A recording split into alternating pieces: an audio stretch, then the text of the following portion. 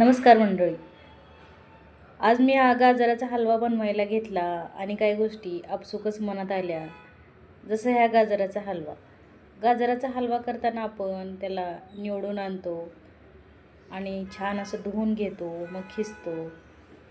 ते गाजराचा हलवा आपल्याला लास्टला जरी छान गोडवा देत असेल तरी पण त्या गाजराच्या हलवा बनवायच्या पाठीमागं एवढे कष्ट असतात ते फार जणांना कळत नाहीत. पण जी घरातली गृहिणी हा गाजराचा हलवा करते तिला माहिती असतं की बाबा गाजराचा हलवा जर आपण बनवत असेल तर त्याच्या पाठीमागं किती कष्ट आहे. गाजराचा हलवा उगीच बनत नाही, त्याला बाजारातून आणायला लागतं. मग छान असं धुवून त्याच्या साईडनी सगळी माती रेती बसलेली असते, त्याची सालं काढून तो छान असा खिसावा लागतो.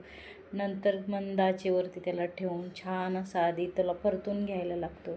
याची प्रोसेस खूप मोठी असते, पण जेव्हा जो व्यक्ती गाजराचा हलवा खातो त्याला एकदम असं खाताना एकदम छान वाटतं, पण त्याच्या पाठीमागची मेहनत ही कधीच जाणवत नाही, त्याचे कष्ट कधीच जाणवत नाहीत.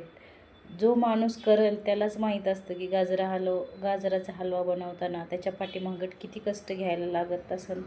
आणि आपल्या माणसांचं आयुष्य देखील या गाजराच्या हलव्यासारखंच आहे.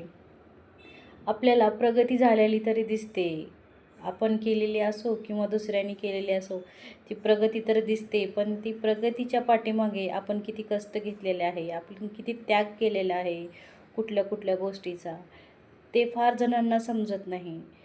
म्हणूनच मला आज गाजराचा हलवा बनवताना आणि खिसताना, कट करताना, साल काढताना मला असं क्षणाक्षणाला वाटलं की आपलं आयुष्य देखील असंच आहे या गाजराच्या हलव्यासारखं, की आपण काय करतो, कसं कष्ट घेतो, किंवा आपल्या आयुष्यातले जे कठीण काळ असते ते आपण कसं खिसतो गाजराचा हलवा, तसंच कठीण काळसुद्धा कसं आपण एका एका कठीण काळावर मात करून आपण पुढे जातो आणि यशाची आपण पायरी गाठतो. तसंच तुम्ही देखील या गाजराच्या हलव्यासारखं जरी काय संकट आले असतील किंवा अपयश येत असेल, एकदा येत असेल, दोनदा येत असेल, तरी पण खचून न जाता छान असं एकदम आपलं कन्सिस्टन्सी कायम ठेवायची आहे. सातत्य कुठल्याही कामामध्ये तुम्ही जर सातत्य ठेवलं तर तुम्हाला एक दिवस नक्की यश भेटेल.